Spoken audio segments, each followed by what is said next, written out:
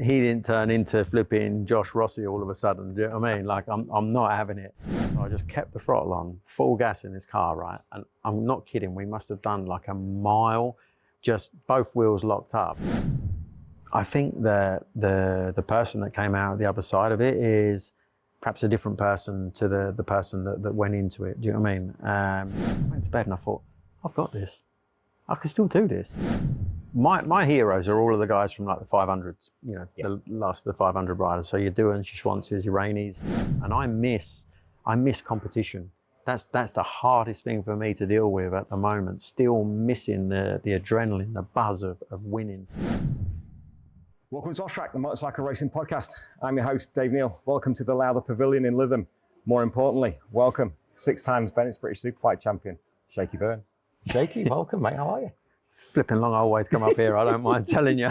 Cobbled streets, electricity, we've got it all up here. You know? I was actually, pretty surprised. I turned off the motorway earlier on and it looked all quite quaint and nice, and looking forward to doing this and looking forward to a good evening here, hopefully. Yeah, one of the MJK Bikes and Banter nights with yourself and Matt Roberts that we've just managed to sneak in and hijack before you got on stage in a couple of hours. You've been doing these couple of 3 years now? Well, no, we had COVID as well. Yeah, I did a couple actually. Well, I did a few, didn't I? I did maybe 4 or 5 a year just before COVID, and they're so fun. Do you know what I mean? It's so nice to sort of sit up here and chew the fat with your mates. And yeah, when you said to me, I've got a big party the night before, I might be a bit secondhand, but I'm going to be in Lytham. I thought, well, I've been saying that I wanted to come on for ages, so making this opportunity happen is pretty cool, isn't it? Yeah, it's been brilliant. Thank you, man. I really appreciate your time. I know you've got plenty on. You brought the bikes up as well. The 2016 BY's Ducati sat next to us. It must bring back some beautiful memories for you.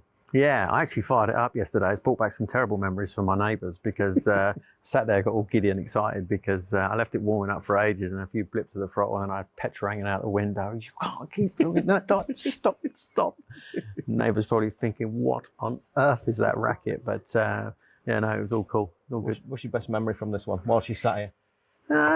I think the best memory, in all honesty, was that, you know, when we'd been with Kawasaki for a really long time, won a few championships and stuff, and everything had gone really well, but I think that everything had kind of stagnated a little bit as well. You know, I had a year in 2015, honestly, my last year on the Kawasaki, where I actually felt like I was probably riding better than I ever had.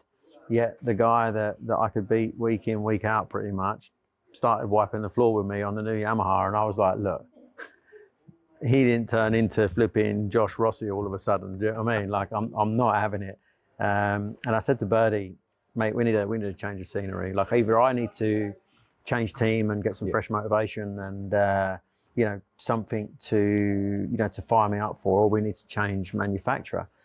So Birdie, being Birdie, looked at me and says, well, who are you thinking then? Blah blah blah. And I said, Ducati. And he went, are you mad? Like, what have they ever won with the Panigale? They've won nothing. What do you want to ride one of them for? Yeah. I said, because it's a challenge. It's something to to get me up in the morning. It's something to make me want to train harder. It's something to make me want to give my all to. I think it'd be amazing. He's like, they've never won nothing. Blah blah blah. And anyway, we ended up going to Ducati, and then obviously it took a couple of rounds to win a race. But the potential was there. You know, we tested in Portimao, first test of the year in 2016. And I think in the World Superbike test alone, I was like, I might have been like 6th or 7th quickest out of the World Superbike guys and us on that. And you can imagine trying to ride a Ducati around Portimao that's got all those crests and dips and whatever else with no traction control, no nothing. They all thought I was mad, but we went really fast. So I knew it was going to be good. I knew it was going to come good. It took a couple of rounds to win, and then once we started winning, away we went. You know, and yeah, we got some fond memories, me and the old girl. So when you first got on there at Portimao, and you've gone from the Kawasaki to the Ducati, which are 2 completely different machines in how they turn, how they perform, the engine, how that pulls. What were your first? I mean, I was with Foggy a couple of weeks ago and I asked him about his first time on the 916. So your first time on this, how did you feel? Well, I actually got to ride the Factory World Superbike development bike straight after Brands Hatch. So I think Brands would have been on like the Sunday afternoon or whatever. And then it was maybe Tuesday or Wednesday, we were straight out to Valencia to get a go on the factory test bike. And I don't know how they had it set. Like the track was, Valencia's a funny place, you know. Everyone talks about turn 4 at Valencia. Be careful through turn 4. Well, the track was damp, and went out first of all just to kind of feel the thing on wets. And as the day dried out, just got going and got going and got going. But I ended up, my first feelings of the bike were that the front end of it was absolutely awful. It felt like you kind of, you know, the start finish straight at Valencia, you come down to the end of there, like flat in fifth or flat in sixth, and kick back a couple of gears and you throw the front into this big, fast third gear sweeping corner. And every time I went in there, it just felt like the front was about to close, and I was like, oh, I can't afford to crash this thing. But by contrast to the Kawasaki that I'd ridden the year before, as soon as you pick the throttle up, there was so much grip. Like in the infield section of Valencia, you could literally rail like the inside. It was almost difficult to accelerate to the outside of the track. And I came into Giovanni, who was my crew chief at that point, and I said, flipping hell, like if you can give me some feeling on the front of this thing without losing the grip and the turning that we've got on the throttle, so it's going to be unbeatable. And he was like, oh, you know, like really excited about it. But yeah, in the end, we kind of found that compromise, and it took a little while. But once we got it working, how I wanted it to work, it was good. What was your best championship season? Of the 6 titles that you won, which one do you look back fondly? Is that a word? Fondest at? Fondliest. Fondliest. Which one did you fondle best? That's a whole different world, isn't it? Do you know what? Honestly, I think that 2003 was, you know, all in all was an amazing year, because there were some big names in the championship still. You know, it was there was a lot of prestige. You know, I'd stepped off the Highland Spring Ducati onto Birdie's bike, and I think I won 3 races in 2002. That was my debut winning season, if you like. So the biggest thing for me was one of my heroes in BSB was Steve Hislop, right? He was an absolute gentleman, and he helped me when I first stepped up to Superbike. He had no need to. He'd literally just like wander into my garage and be like, when we were riding the Kawasaki's in '99, and he'd be like, right, what are you doing here and what are you doing there? And I just want to give you a hand. I've seen you on track. You know, and he didn't have to do that. So to take his ride, albeit that Birdie had took it off of him, and to try and fill those boots of the guy who was like, you know, the current champion, was like, it was a daunting task, if you know what I mean. But I was young, numb, you know, full of whatever, and ready to get out there and try and show that I was worthy of that seat. And 2003, because of that, you know, because of the success we had, was really rewarding. The wild cards, obviously at Brands, winning both of those was like the icing on the cake. But you know, that some people might think would stand out as the one. Do you know what I mean? The year. But you know, there's a lot of sayings in racing, and one of the unwritten rules is that it's easy to win a championship, but it's harder to defend one. And I found myself every time pretty much that I won a championship, I never defended it, and it broke me. Maybe sometimes it was because I took a change in career path. You know, maybe I went from BSB to MotoGP, or I went from BSB to World Superbike or whatever, so I didn't get that second year to defend. But one of the most rewarding was the 17 one, because, you know, 17 was quite a difficult year. You know, in 16, the old girl wasn't the sprightliest of things, but in 17, you know, some of the other teams took a bit of a step forward, and you know, it was difficult to be competitive week in, week out. And we went into the final round of the championship, obviously 30 odd points, 34 points or whatever it was behind Leon. And honestly, I've been racing for a really, really long time.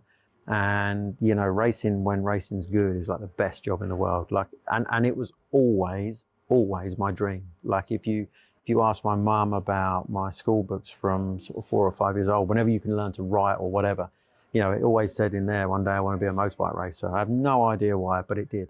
And, you know, I was lucky enough to have that job for such a long time. But to get to the end of 17, things had been really difficult. The showdown, we kind of fell apart a little bit. And then we got to Brands, my final round of the championship. And I thought, you know what, you just need to regroup, because go to Brands Hatch, one of my favorite tracks, just enjoy it. And you know, what will be, will be. But I don't know whether or not I'd put so much pressure on myself through the showdown, wanting to defend the title so badly that, you know, I'd made mistakes. You know, I had a couple of little issues that arose during the showdown, which I wasn't happy about. But Brands Hatch, that reset, that mind reset was like, right, okay, let's go there, let's have some fun, let's ride a motorbike. I'm getting paid to do this. Do you know what I mean? It's like going to be life, 50 or 60,000 people. It's yeah, right. it's brilliant. And I got there, first free practice, I was really fast. Immediately, bike felt amazing. Second practice, even faster. But the thing that stood out to me was the first free practice, Leon had really struggled, who I was fighting for the championship with. Second free practice, he hadn't got much better. Qualifying, I was on pole, or I think it was on pole, maybe second or whatever, and he was quite far down the grid. But Friday night, the weirdest kind of thing happened. I went to bed, and motorhome's a lonely place when you're there on your own, and you know, you got all these thoughts kind of going around in your head. I went to bed and I thought, I've got this. I can still do this. Like 34 points, so what? I can do that. Do you know what I mean? 3 races, you're not going to give up, are you? You're not there to finish second. And I went out, and I remember the first race, I went out and thought, right, they're getting it. They are getting it. And they did. And Leon didn't have a very good finish, and I think that the points came down from like 34 to maybe 20 odd, was it? Something like that. It was getting to within a race win, wasn't it? Yeah. Second race, first race on Sunday. Obviously, I'd gone to bed Saturday night, slept a lot better than I did Friday night. And I woke up on Sunday morning, still felt good, still right up for it. Steady in morning warm-up, went out, race one Sunday, bosh, done again. Leon had another shocker. Now all of a sudden it was 2 points. And honestly, the last race of the weekend, I mean, the showdown, I was never the showdown's biggest fan, I'm not going to lie. No. I'm not going to pretend I am now that I'm not riding it. I didn't like it. I figured that the guy who scores the most points over the course of a season deserves to be champion, right? That to me is convention, if you like. I got to the last race and I was on the grid, and I remember thinking, come on, it's all part of that plan. You know, we thought about this Friday night, do you know what I mean? And I was absolutely shitting myself at the same time because I'd got it to so close, Yeah. do you know what I mean? And then Leon had the shocker that he'd had in the race in the morning meant he'd started quite far back, and I was back on the front row again. And I got off the line and didn't get the best of starts, but for me, BSB races, you know, that at certain tracks, at a certain point on the track, you become safe. You know, like Brands Hatch, for argument's sake, you go into Paddock Hill Bend, it's a bit of a lottery. You know, somebody's going to try and go around the outside and be a hero. Somebody's going to jam it up the inside and run everybody wide, and you know, that's going to mess up the run up towards Druids. So then you're going to get the person that's come from 17th who thinks he can win the race going into Druids that's going to skittle a few people. Do you know what I mean? So there's a couple of parts of that track when you start a race that you're just a little bit cautious about. And because I hadn't got the lead, rather than just going full attack, I just kind of gently, you know, I got round Druids and flipping Leon come round the outside of me and done me into bottom bend. And one part of me was like, hold on a minute, what do you think you're playing at? Where did you come from? Yeah, you was on the fourth row, what have you been doing? But then the other part of me was like, perfect. You can see him, you know. Perfect, yeah. So sat in, and you know, that last race, my pace in the first two races, you know, realistically, without being big-headed, I had best part of half a second a lap on him, lap in, lap out, even towards the end of the race, probably a little bit more. So I thought, right, perfect, sit there. This is like, you know, God couldn't have written this better. So I'm following Leon around, and honestly, it's almost like you could just kind of run into the back of him. You see he was struggling a tiny bit, but you know, every lap as I got back round towards Clearways, I'd make sure that I was right on his back wheel so that as we went over the line, his pit ball would say +0, right? Even if he could stretch it to half a second at one point on the track, I'd always like close back down. So I'm sat there following. And then we went down this, I can't remember what lap it was, but we went down into to Hawthorns, and he was like right in front of me. And he kind of went for the brake, and I don't really know what happened. Like I just was sort of transfixed on him for a split second before thinking, you know, this is a quick entry here, do you know what I mean? Like, pay attention. And then I'd seen him go straight off and like sort of fall off the inside of the bike. And my this sounds a bit weird because you might think I'd be like, yes, that's it. Do you know what I mean? My world fell apart. I was like, oh my God. Now what? Because now I'm not going to win the championship. Now I'm going to be almost gifted it. And I was there having these arguments with myself, riding around for a few laps where, yeah, but to finish first you must finish, and come on, get yourself together. But yeah, but your mate's laying in the flipping gravel trap. Like, that was a big one. Do you know what I mean? I hope he's going to be all right. I think the course car came out, didn't it, for a bit, and then we got going again, and I lost places, and I couldn't concentrate, and then, you know, you start hearing noises on the bike, and you're thinking, oh, come on, please get to the end. You know, let's just stay calm. Then more people start passing you, and then in the end, my saviour, for want of a better word, was Dan Linfoot, because Dan come past and he was riding the factory Honda at that point, and Dan can pedal around brands when he wants to. You know what I mean? Dan can pedal full stop. He's a good lad. But he'd had a difficult season, and I'd seen him fight for wins at brands before, and I thought, do you know what? Safe pair of hands, sit on his back wheel, just do what he does and follow him round. And that was literally what I did. Just got to the end of the race and crossed the line and become champion. And, you know, that kind of answers your question in a way, you know, which one was the most rewarding? It was probably that. And it wasn't because it came easy in the end. It wasn't because of the comeback. It was just because of the outright relief from the place that I'd been just before the start of the showdown to the elation of winning, then finding out Leon was all right as well. Like, everything all kind of hit me at once. Do you know what I mean? And I think all of I drank so much of the champagne on the podium or whatever when I'd done all of the interviews after the things finished. I was sozzled. I was absolutely gone. That's like Brad last year. Yeah. Yeah, well, but the problem is, if you give him the sniff of a corkscrew, he's away, isn't he? Bless him. But you get the blood pressure's going in, everything's there, and the whole elation of doing that. When you hadn't written yourself off, because you never would. No racer writes himself off before the start of a weekend. It's like, we'll just keep going and let's see what happens. If the planets align, I'll do my job. I can't control what other people are doing. So as long as I'm going out there, I'm looking to win all 3 races. What happens behind me is none of my concern. Yeah, it was, you know, to a degree, everything you said there is right. But I think it was like literally like almost like the flick of a switch, you know, like the mindset change that I went through going into that final round, where I decided, you know what, I just want to enjoy riding my motorbike now. Do you know what I mean? Got the best job in the world. It's a job you've always dreamt of. Just go and enjoy it. You know what I mean? Live the dream for another weekend, and let's regroup and go again. Obviously, one of the biggest factors in re-signing for Paul was the fact that the V4R was coming, and you know, it was our understanding quite early on that the V4R was going to be there for me for 2018.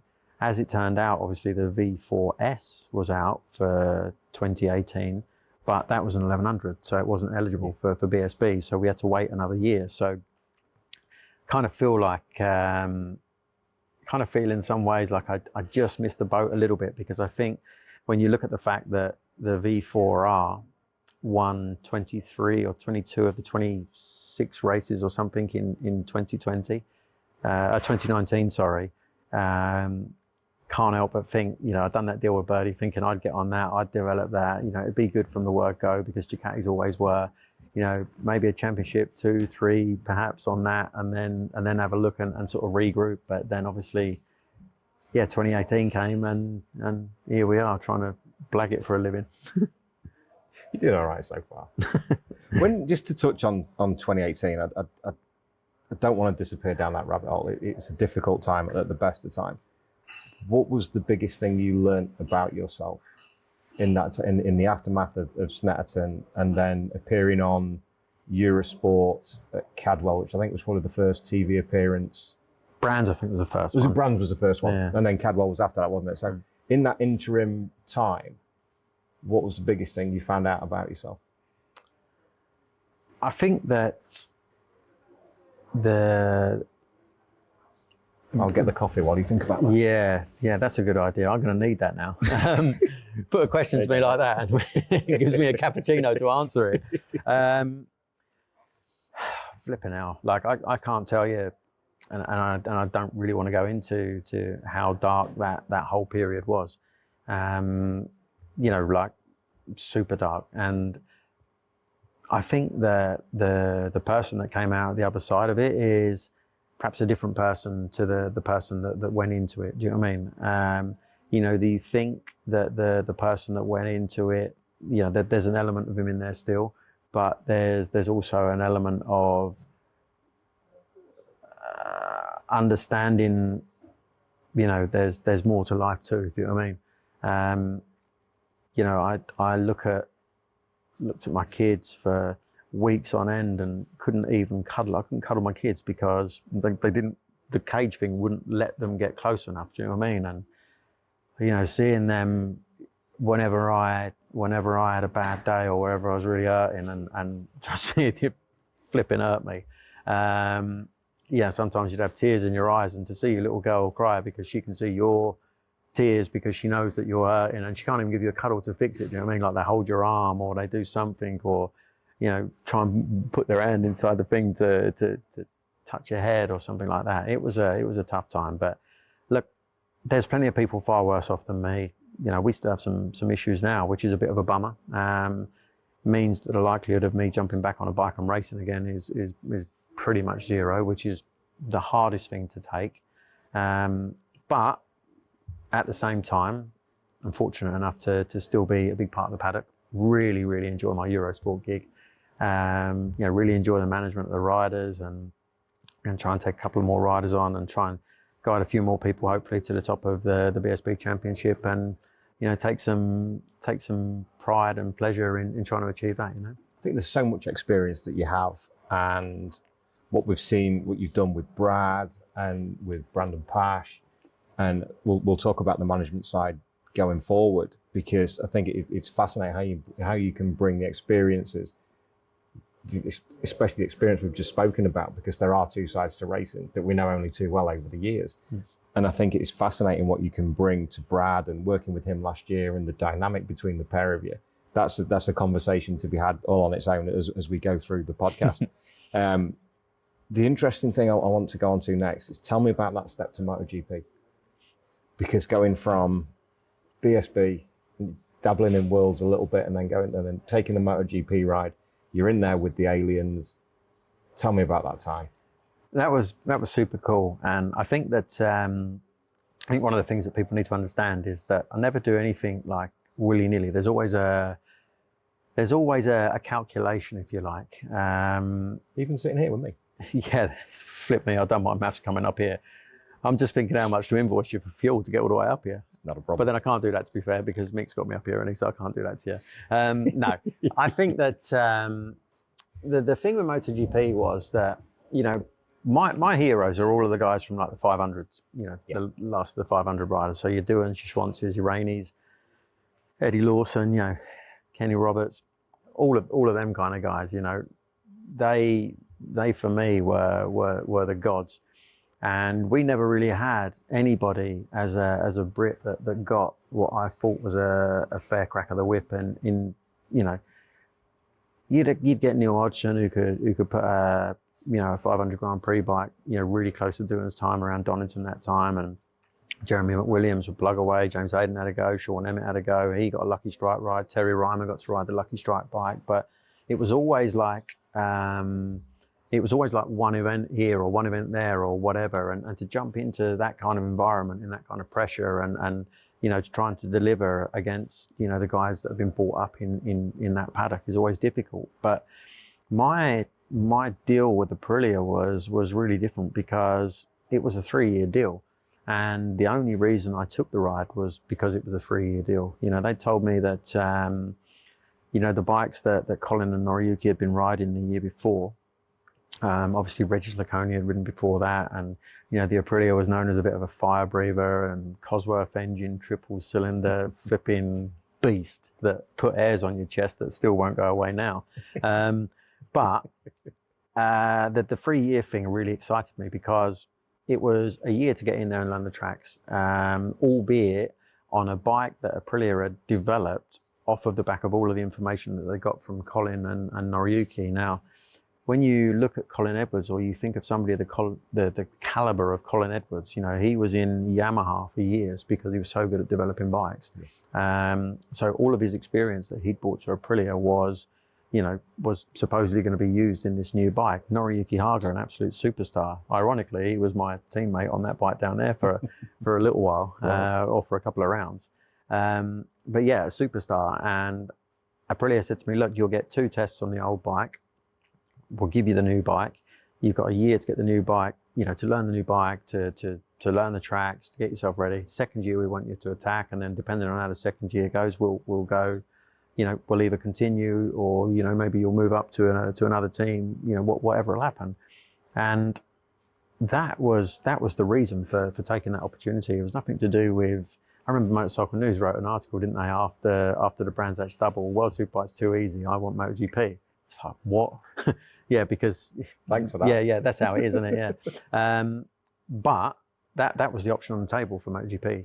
So it wasn't a whimsical season on something that wouldn't work. It was supposed to be something that was built in to give me the opportunity to grow and to learn and to, people look at MotoGP. You'll turn the telly on today, later on, and watch it on TNT and think to yourself, look, it's MotoGP. How cool is that? Look, such and such has done this and such. But they don't see all of the travel, all of the training, all of the diet, all of the hotel to the track, to the hotel to the track, to the track to the hotel. Do you know what I mean? And nobody really sees how hard it is and how many days you're away as well. It's a slog.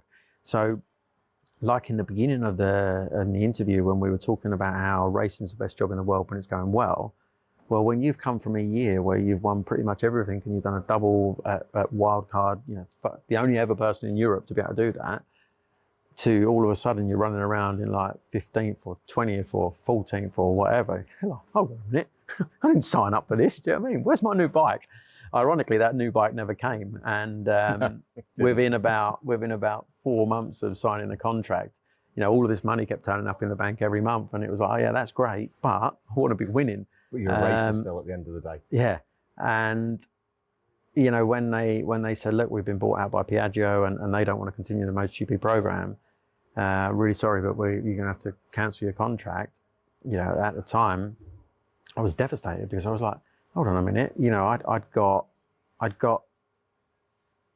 what I think was a pretty warm welcome into the MotoGP World Championship. Like Valentino was quite complimentary. Some of the other guys were really quite complimentary, and Carmelo Espeleta was telling me, we know we need you here, and you're the next big thing for England, and the riders say you're a good guy, blah blah blah. So I felt like I'd justified myself being there, and then all of a sudden it was taken away, and I was like, well, hold on.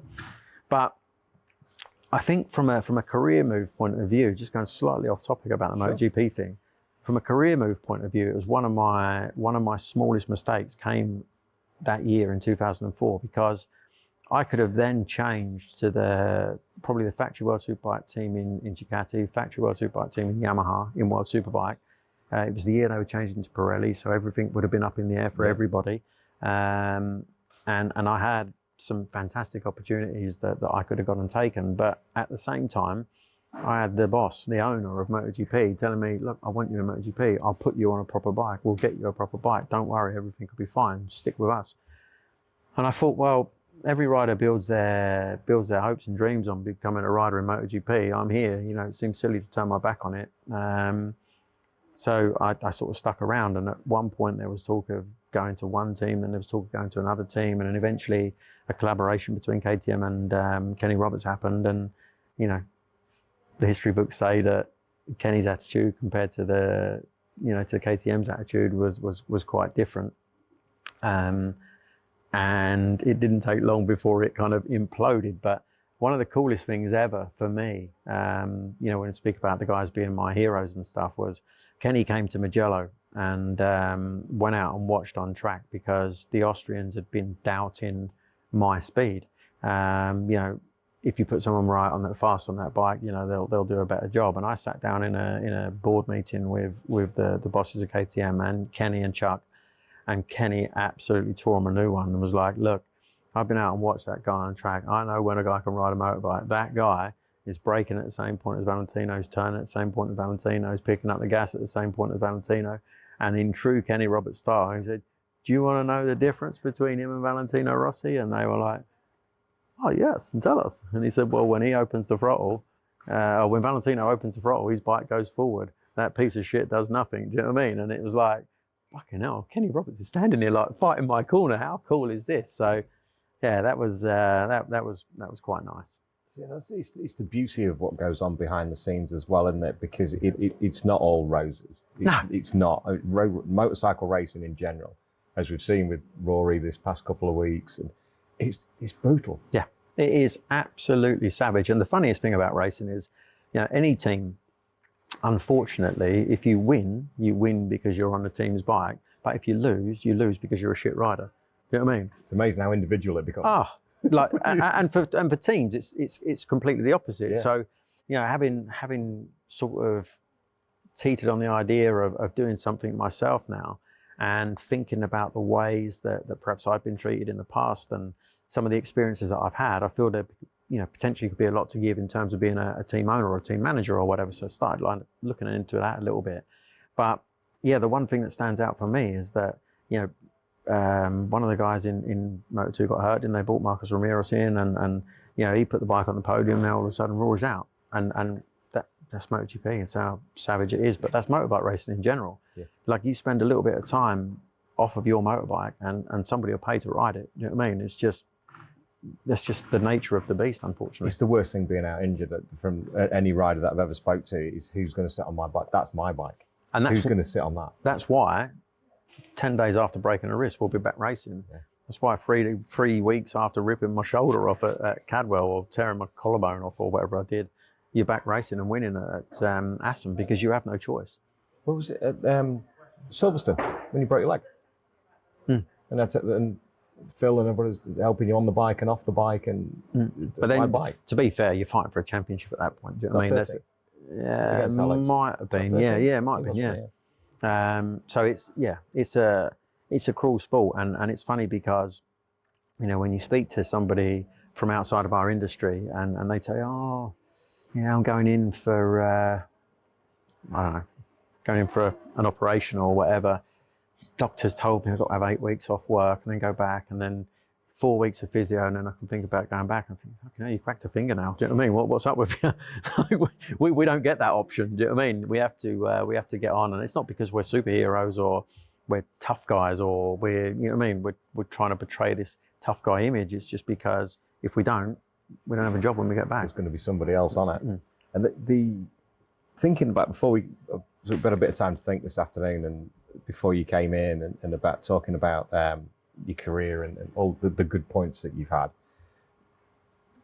As it's well known, we know through the whole sport, the sad loss of Paul was a big hole in the sport. But what I want to turn that into a positive is, what are your best stories with Birdie? I'm sure you've got one at least. Yeah. There's a few. I have to think very carefully about how to word them, unfortunately. Paul's, you know what? I drove up here this morning with my friend Liz, and she's known me since I was 11 years old, so there's nothing she don't know about me. Do you know what I mean? And any drama, any mess that I find myself in. She's on the podcast next week. she's really good. And you know, I remember when we first moved back from Switzerland to the UK. Once you're out of the UK's sort of tax system for a certain amount of time, you lose all of your credit rating. So when I moved back to the UK, I couldn't even get a mobile phone.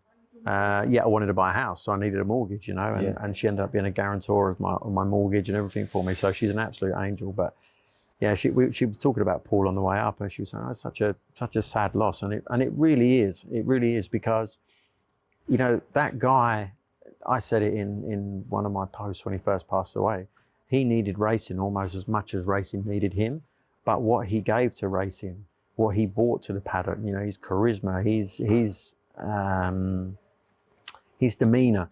You know, when he walked into the garage, all of a sudden, whatever was going on, you know, like when you walk into one of them rooms, like you see like in a movie in America when somebody walks into a bar and everyone's just like goes quiet and turns around and looks like that. It was a little bit like that. He kind of commanded that respect. And it's funny in a way because for no reason other than the fact that he just brought a load of money into the sport and was so desperate to win that, you know, you kind of did your best to sort of make sure that happened. But Paul and I have had some funny stories. I mean, I remember the year I was going to go run for him. I'll tell you a relatively safe one because I won't get in trouble then.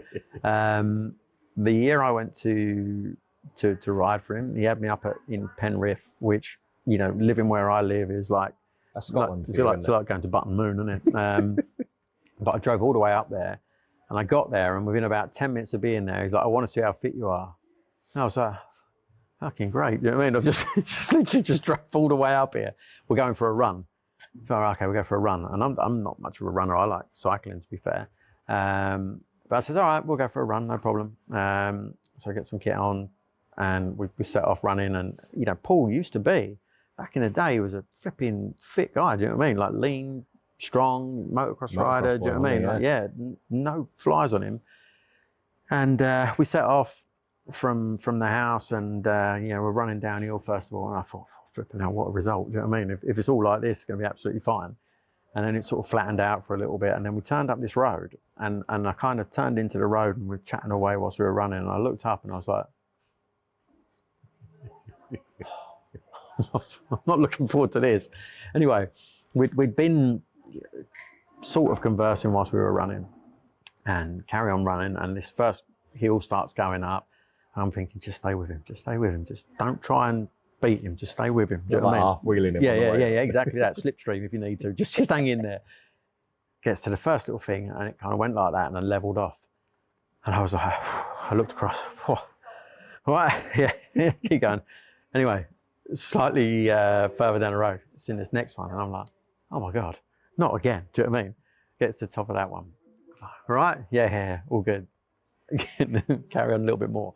And then it went up. And when I say it went up, it like really went up, right? And I think there'd been this air of like him trying to hold on to me but not show it, and me trying to hold on to him and not show it. But we got to this third hill, right? And I'm like, just keep going. Get to the top of this hill. I looked across to him and went, you all right? And there was no one there. I stopped and I turned around and looked back like that. And he was pretty much walking up the base of this third hill. And I was like, yes, have some of that. We'll see how fit I am, do you know what I mean? And then ended up like sort of trotting back with my chest all puffed up, like made up with life. But yeah, that was like a typical thing. And then I'd upset him a couple of times before I'd even got on a bike, and you know, then he doesn't answer the phone to you. I heard your podcast with Jordan, actually. No, it was Chrissy's podcast with Jordan. Yeah. I heard Chrissy's podcast with Jordan, and she'd said about how difficult that could be and stuff. And what he used to do to me was, whenever he was really annoyed with me, he wouldn't answer the phone, because he knew that I can't let it go. Do you know what I mean? I can't just stop. I have to, if there's a problem, solve the problem, talk about the problem, fix the problem, go again. And, you know, he would just deliberately not answer any of my calls, not respond to my text messages, and I'd be like, right, another trip to Penrith then, do you know what I mean? And then you stand there, get to his gates, ring the buzzer, he wouldn't answer, climb over the fence, walk all the way up the driveway, and he'd be sitting in there and, all right? Yeah. Yeah, great, yeah. What's up? Well, you ain't answering my calls, you ain't answering my text messages. We need to sort this out. And then, you know, very, very quickly it was all sorted. But yeah, he was a cool guy. Superb. There's so many stories that can't be told, and that's the measure of the man. Yeah. Because how much he lived life, and how much he put into racing, how much he put into you as a rider, and you put into his team with John and Wazza and the rest of the team. It was that so tight knit, and an integral part of, you know, you becoming a 6-time champion. Yeah. You know, he gives you the tools, but expects you to use them, and that's what I liked, because I never wanted it to be easy, do you know what I mean? I wanted to earn my championships. And you know, when Stuart Higgs, the series director, always used to look at bringing in like some big name, like 1 year as Hopkins, 1 year as Sylvain, 1 year as someone else, you know what I mean? Like all these guys that he brings in to try and, you know, show the level of the championship. You know, the better the guy, the better for me, do you know what I mean? Because it was like more rewarding to then get to the end of the year and win again, do you know what I mean? So yeah, I thrived on it. Speaking of thriving on challenges, this year, Glenn and Tommy in the PBM team, it's been an incredible season. Just one of the most intense that I can remember. But I couldn't remember a rivalry like that apart from you and Josh. I think in between, since then, since sort of 2015, there hasn't really been is it true needle? I think it's because everybody, you find yourself in a world now where it's really important that you say the right thing and do the right thing, and you perceive, you can't really be you. You have to be this. Watching them guys put the helmet and the thing on that mannequin there now of my old suit from 2008. Back then, Colin Wright would pull you in line if you said something wrong, but you said what you wanted to say. You said what you meant. Do you know what I mean? But now it's like, we live in a very different world, don't we? Like, things have changed, and this can't be that, and you mustn't say this, and you mustn't reference that, and it's just, sorry to swear, but it's just bollocks, isn't it? You can't be you. No. So I think that, like you said, the needle thing has been really difficult. Josh and I don't get on socially, but as a rival, flip me, like, you can't help but respect somebody who's the first out of pit lane every single session that you go out in, and will be the first to put slicks in when it's damp and whatever else. The guy's work ethic's second to none, but don't have to like you off track, and I don't particularly. Do you know what I mean? Yeah. But it is what it is.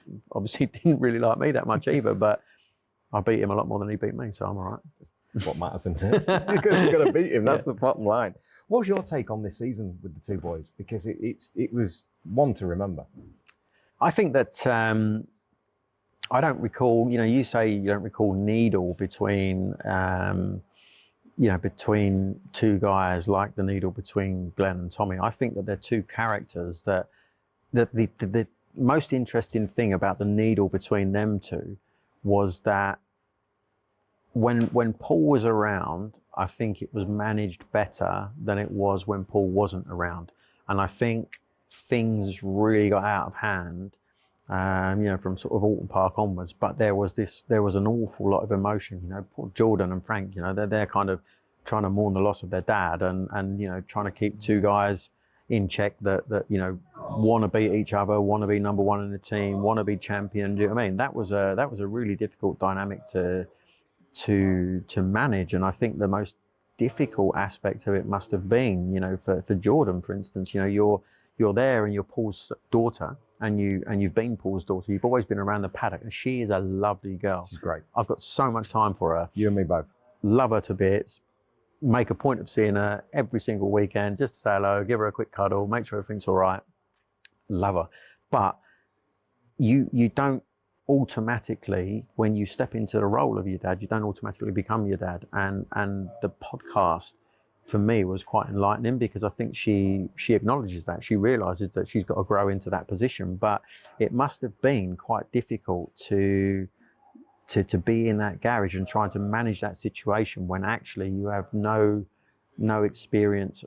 You've been around the paddock since you was a baby, but you've never had to be that hard-faced person.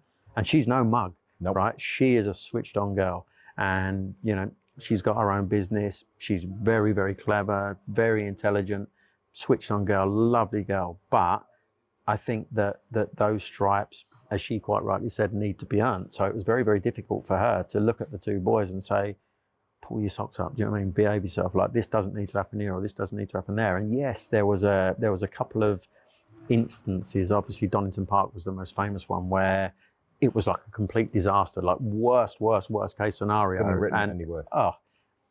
She's there. She's managed. She's been a team manager for like the second round, and then that goes and happens. You know what I mean? She must have been pretty much pulling her hair out. But ultimately, the key for me for the 2023 season was that, for all of the right reasons, whilst I should be impartial, I just wanted a red bike to win, and I wanted it to win because my mate, who's no longer with us, started that journey, and I wanted it to signed off in the right way. So if Glenn won, fantastic. If Tommy won, fantastic. But as long as one of them red ones won, that would have been me happy. Now, going forward next year, I don't know if I'm going to be doing the Eurosport thing again, but I'll be completely impartial again for the start of the season, because it'd be like, right, okay, whatever now. Do you know what I mean? I think that the end of the season was so fitting. And Tommy winning a championship as well was so fitting that it almost like bookended something. So if it were to end right now, and I don't know if it will, but if it were to end right now, it would be the perfect send-off. Do you see what I mean? So there's nothing missing, is there? No. That's the best. You said something interesting there. Eurosport. Maybe not. It depends what happens for me. You know, I don't know. There's potentially a couple of opportunities for me to do some different stuff. Watch me. I'm going to put you on the spot. It's I genuinely love my job. Right. I really enjoy going to work at the weekends and, you know, being around the paddock, being able to wander into any hospitality, talk to anybody, interview somebody, do this, do that, chat about anything. Do you know what I mean? I love it. Really enjoy the buzz. So to interrupt on that point, but just because it's something I try not to do is interrupt, but there's something that I know about you, about that Eurosport job, that you didn't just go into that Eurosport job and develop in it, that you want to be the best that you can be. And you worked hard at that behind the scenes to be the Shakey Byrne, the pundit, the presenter, and working with live TV. Am I right? Yeah, because I think anything you do in life, you might as well, if you're going to take the time to do something, you've got to do it right. And I thrive in that situation. I love being the guy that gets to ask the questions, and I love being the guy that when you walk into a garage and you say, I need a quick chat, they get up and come to you, because you're not going to throw them under the bus. I've been asked some stupid questions in my time when I've been racing. Sorry, mate, I'm just sitting here asking questions. I know, and it's your job, right? But no. But because of that, like I always say to a lot of people, if you ask a standard question, you get a standard answer, right? And a standard answer comes out because you don't have to think about it. But if you ask a question that's not a standard question, you get the real person talking back to you. Do you know what I mean?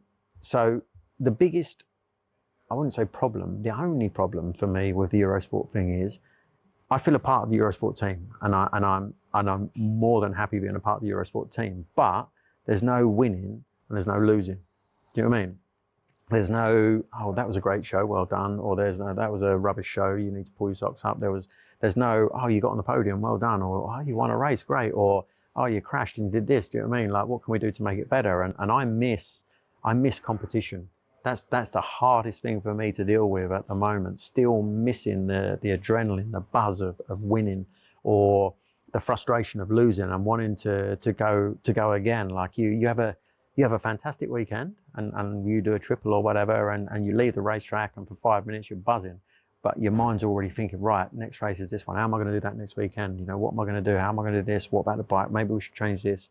That felt good, but there we're going to need something else. And then if you have a rubbish weekend, all you want to do is go racing again to put that rubbish weekend right. Do you know what I mean? And to get back on top again, and then to be driving back home thinking, right, what am I going to do the weekend after? But then the season finishes in October, and you're like, shit, now what am I going to do till March? You know what I mean? Or April or whatever. So start a podcast. Yeah, start a podcast. Yeah, standard.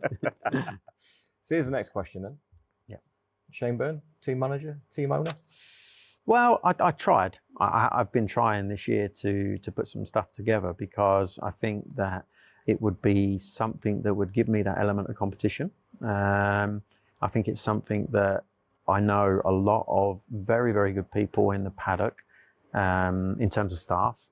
I know for a fact that, I didn't really get as far as needing to talk to riders, because nothing was really done to a point where I was able to say, right, do you want a job? This is what I'm running. This is what I can pay you. This is what I can do. But the interest from pretty much any rider in the BSB Championship is such that, if I said, you want to come ride for me, I'm sure they'd love to do that, because if I can look you in the eye and I can tell you, look, I'm going to give you the best possible, whatever bike it is, I'm going to give you the best staff that I can possibly build around you, and I'm going to work you like a dog and make you walk every single track with me and go through every single detail. And I'm going to sit there and I'm going to go through every flipping debrief you have with you and your teammate. I'm going to work out where you're fast, why you're not, blah, blah, blah. I want to build a 1-2 championship team and continue my legacy from racing by making you win. Then, who's to doubt that? Do you know what I mean? But unfortunately, it needs an awful lot of money to make it happen, and it's not money that I have to invest in a race team. And you know, you need people around you that have that money and have that desire and have that belief, and the belief's there, but finding the amount of money and having it pledged, because I don't want to be one of those guys that rocks up at the start of the year with a big bright shiny truck and brand new bikes, but then 3 rounds in I can't pay the mechanics because one of the sponsors didn't pay or something like that. You know, if it'll only be done if it can be done right. You then, doesn't it? Yeah, if it's my name on the line, it'll be done right. So if I'm not running a team next year, it will be because, in my opinion, it wouldn't be done 100% right. No, that's understandable, because it will reflect on you, and then bad news travels faster than good in that paddock. Don't we all know that. Yeah. We all know that. Yeah. It's just interesting when you said about that. Pardon? Car keys. Hello, Jennifer. How long have we been on, Jennifer? There you go. You're welcome. My able assistant will come do what I do without her. It's just interesting because you said about the Eurosport thing, and you assume every year, don't you? Because you're comfortable in the role, it's a great role that you do both at World Superbikes and at BSB, that it would just continue. But the challenge for competition that's built in, sometimes that rises to the surface, doesn't it? And you still want that challenge. You still want, you spent too many years racing to not be an outsider looking in, but to be not in the middle of it. Yeah, I think that's the only difficult thing about it. You know, the only hard thing about not being able to race is not to get that buzz, not to get that rush of adrenaline, not to get that reward, that satisfaction of winning. You know, every rider thinks that they do more than the next guy to be that guy that's at the front. And maybe some of the guys do, but I know what I had to do, and I know how much of a buzz I got out of staying at the front all the time and finding these little things, not training harder, but training smarter. And the smarter you are, the more rewarding it is. You know, you feel like a wily old fox, if you like, that's learnt a few lessons and put them to good use, and then come out on top again. So it was a good feeling. It's that wily old fox and those experiences that help you set up 67 Sports Management. As we said earlier on, Brad Ray, Brandon Paasch, Rhys Irwin? We're talking. Yeah, I think we're going to be doing something with Rhys. The only reason I say that is if obviously I'm not as involved as I was with OMG last year. I'm on the periphery a little bit more. But like watching the TV and these little things that you pick up on and the post-race interviews, he's such a great kid. Yeah. He was brilliant on the podcast. And to have that now help going forward, you're in a prime position to help him do that, should the opportunity arise. How's that? Yeah, I think so. There's been a few riders that I've helped. Jake Dixon was the first person that I ever helped. And the year that I started helping him, he was on the Colin Appleyard Yamaha, I think, or whatever. And I said to him, right, I'm going to be your manager. We'll sort it out. And straight away, he was on Billy's championship winning Triumph the next year. Do you know what I mean? And that gave him his platform to then go forward. And then we got him the Superbike, and then the Superbike went well, and then away he went. Casey O'Gorman, phenomenally talented kid. Managed him for a little while. He is an incredible talent. He came to me, or I started helping him in his first year in BTC when he'd won a couple of races and was like a tiny little kid. And, his dad was adamant that he had to go to European Talent Cup. And I was like, look, John, what you need to understand is that if you want support for Casey from the UK, he needs to showcase himself in the UK. Trust me, let's do the BTC as well as the ETC. I know you think he's better. I know you think he's going to get left behind, but let's get him a championship under his belt. If he wins that, there's a chance we get him to Red Bull Rookies. There's a chance of the Junior World Ride, blah, blah, blah. Yeah. And unless you've got £500,000 kicking about, which I don't, even if you take him to ETC and he wins, what we're going to do? Do you know what I mean? So kicking and screaming, they came back, they done it, won the championship.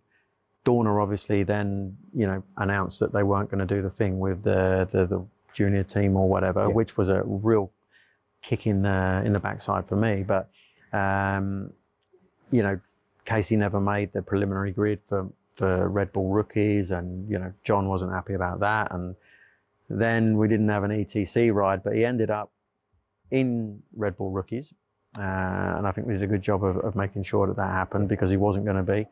And he had a free ride in ETC, which was almost unheard of. And you know, at that point, when you know things got a little bit more difficult, maybe a little bit more awkward, we just said, look, do you know what? You go do your thing. I'll do mine. I can walk anywhere and hold my head up high and say I did a good job. Sometimes that has to be done, doesn't it? It's knowing. It's not always knowing when to start. It's also knowing when to stop. Yeah.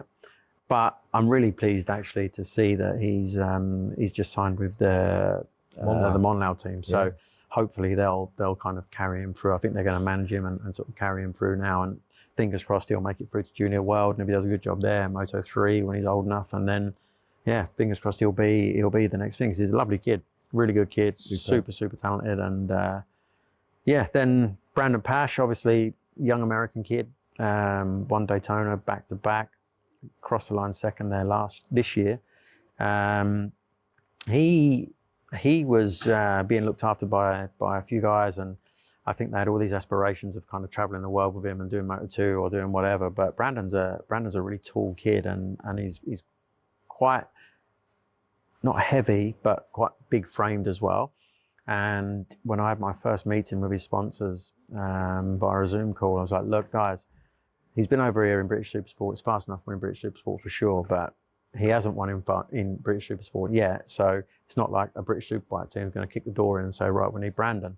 You know, in my opinion, bearing in mind all of the COVID stuff was happening, travel restrictions and stuff like that, in my opinion, the best thing we can do is to get him into Moto America on a stock 1,000.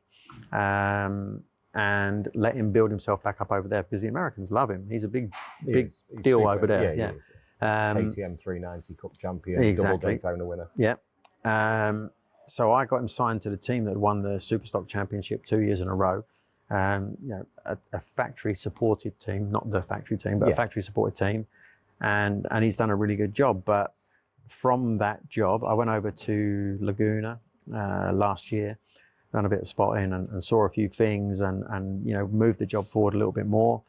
And now he's a factory Suzuki Superbike rider, and he's already had like some fourths and fifths in his debut season. You know, having Tony Elias sort of decided he was going to retire, I swooped him in there, got that ride done, and hopefully he can build on that. Now he's actually just had shoulder surgery, because his shoulder keeps popping out. So he's just had that fixed, but I had him on Zwift with me, not last night, the night before.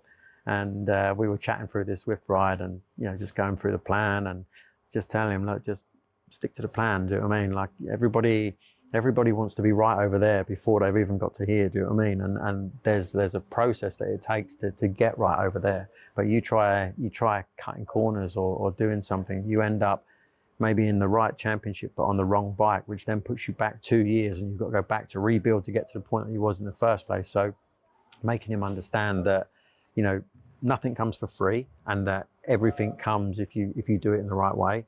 He's really got his head around that, and he's matured really nicely. He's a good kid from a good family, and matured really well. So I'm really pleased with him. Obviously Brad, he'll be announced very, very shortly what his plans are for next year, which we're really happy about. And then if we end up doing something with Rhys, that'll be pretty cool too. So I'd like to get, you know, 2 or 3 riders that I can look after in the UK, and I just kind of, I see BSB as a bit of a pyramid. There can only be one champion on the top of it all, and you know, you've got all these guys that are on these different levels at the moment in these different classes, and what I want to do is find a way to take that one from there, to put him to there, to get him to there, to put him to there, and then eventually hopefully get them to the top. And you know, who knows, maybe one day as well, look after some guys that are in the World Championship, and try and bring them back for Stuart into BSB to say, right, okay, you've had a really good run in World Superbike for a few years, blah, blah, blah. BSB's absolutely flipping buzzing. Come and show you still got it, and you know, come and do the job there too. So it'd be nice to try and be that guy in the middle that sort of moves people about, and hopefully create a few champions. One up there already. The one thing that I remember from last year working with Brad and with yourself, his biggest mantra was trust the process. He never panicked. trusted the process between the team and internally between yourself and Brad and Dave. It was as close to being the perfect season as possible, because he never looked flustered. Everything was under. He was so aware of what he was doing, so aware of his talent, what the OMG team put together for him with Paul and Alan and Holly, to then become British Superbike champion 2022 was special. The funny thing about what you just said was that a lot of that was, how closely he and I worked together. A lot of that was what the OMG team bring to a rider. I've had a few conversations with Paul Curran and Alan, to be fair, and told them that it's not.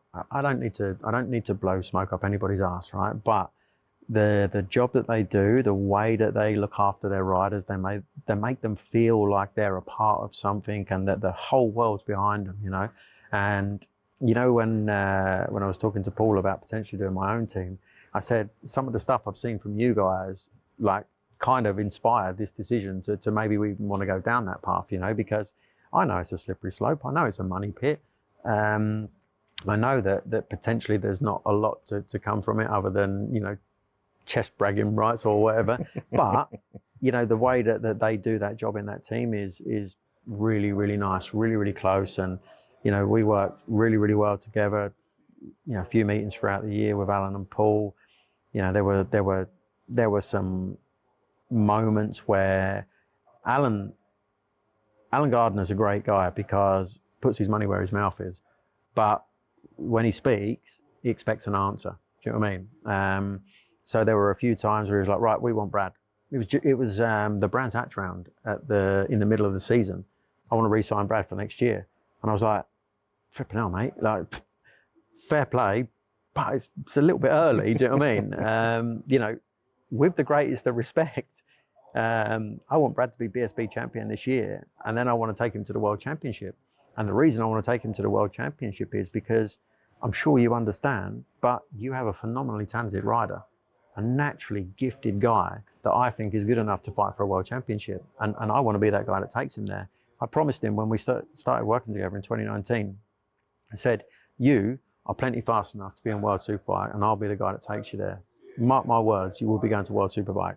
And it took a couple of years, and it took finding your feet, and it took that thing that I said, like moving from there to there and then up and up and up. But then eventually we made it, and, Brad made it too, and he understands that now. And, he did the job he did, sacrificed quite a lot financially to go to World Superbike. But like I said to him, I've got 6 BSB titles. I'd swap you all of them for one World Superbike one, because I want to be a world champion too. You know what I mean? So if I can be a part of his path, or Brandon's path, or Rhys's path if he comes on board, or whoever else's path, and trying to take them to that level, then I'll be a happy boy. I love that. Absolutely brilliant. I'll tell you what we're going to do now, because I think we're into an hour already. And it's Matt's job, this, not mine. You've got a bit more talking to do later on. At the end... I've got to go and do my hair in a minute. I'll be back on stage in a minute. It's still 3D printing. It'll be all right. Copy and paste. You know how it all works. Where's my little questions gone? Here we are. At the end of every show, we've done it with all the guests that have been on this year. We have 2 lots of 3 random questions. And usually the hardest question is the first question, is pick me a number between 1 and 27. You wouldn't think that was a difficult question, but so many of the riders have gone, 6. Number 6. Describe yourself in 3 words. Absolute fucking legend. Not answering that question again. That question's out. I was joking. No, honestly, there you go. Number 6. Cross that one out, because I don't think we can beat that one. That'll do. That's absolutely fine. Fucking hell, Shakey. Give me next. Give me another one between 1 and 27. 1 and 27. I only done 6 because that's how many championships I've won. Number 1. What's the best advice you've ever received? Never let anybody tell you how to ride a motorbike. And that was from Paul Smart. Yeah. The late Paul Smart, who was a really dear, close friend of mine, good friend of Liz's as well. She knows him really well. And he came to watch my first ever motorbike race at Brands Hatch. and it was at a damp Brands Hatch in March or whatever, freezing cold, and I was sideways everywhere, slipping and sliding. And he come to me after the race. He said, "You know what? I've seen some people ride a motorbike. I've never seen machine control like that in my life. Never ever let anybody tell you how to ride a motorbike." I said, "I'll take that." From Paul Smart all day long. Give me one more. 10. Who would play you in a movie of your life?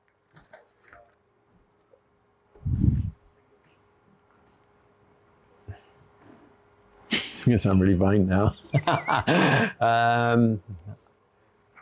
My favourite 2 male actors, because obviously it's not going to be a female, is it? Not unless she's a really good... 2023 Shakey. It could be, yeah.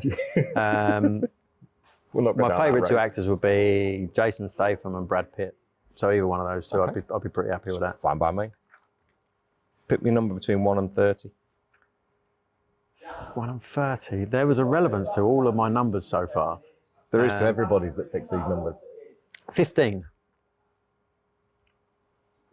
Who's the most famous person in your phone? Keanu Reeves.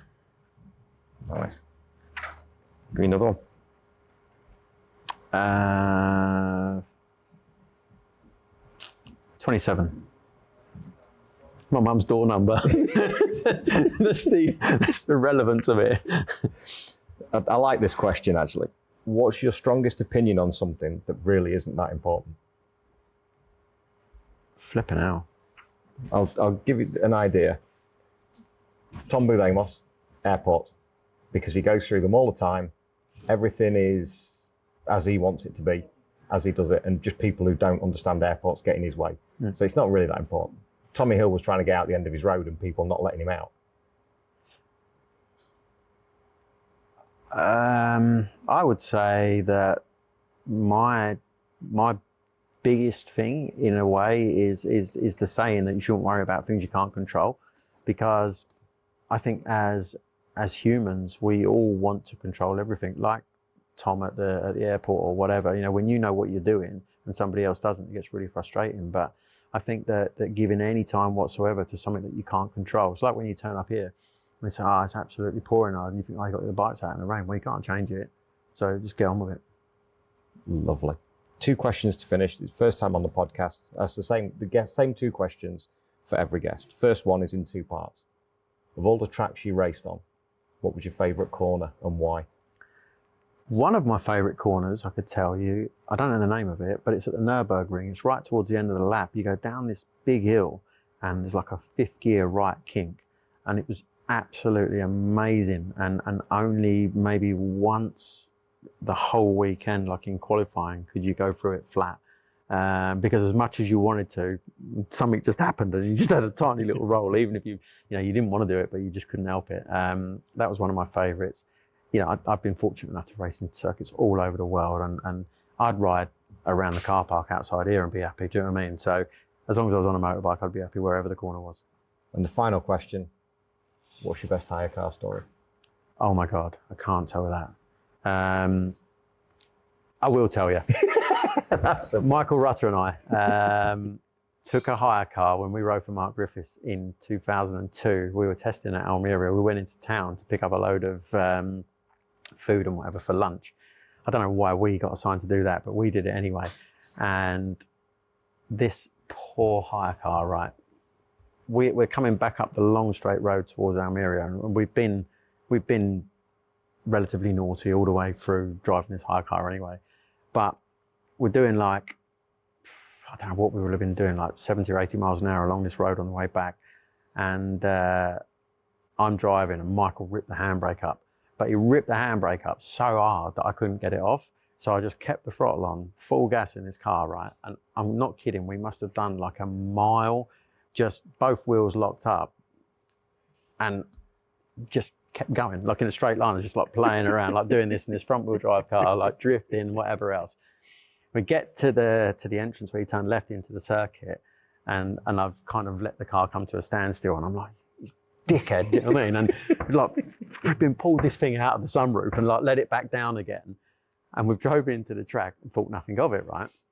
Anyway, this was the last day of testing, and load the car to the gunnels to go to the next track, and Mark Griffiths, the team owner, team boss, gets in the passenger seat. I think I was driving, and we go to pull away, back's full, boots full, loaded to the gunnels like it's driving like that.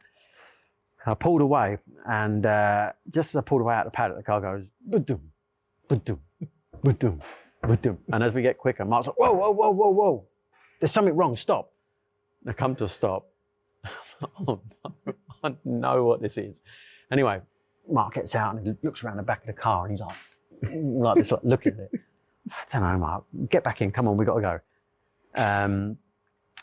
Pull away again, but a bit quicker, and it's like,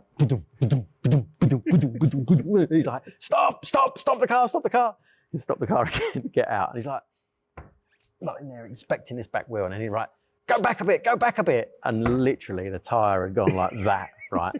And he's like, but what we failed to disclose was that the turbo on the thing we'd already blown anyway, so it was in limp mode before we'd even pulled away. So when he said, oh, I'll come in the car with you guys, Michael and I were like, oh no.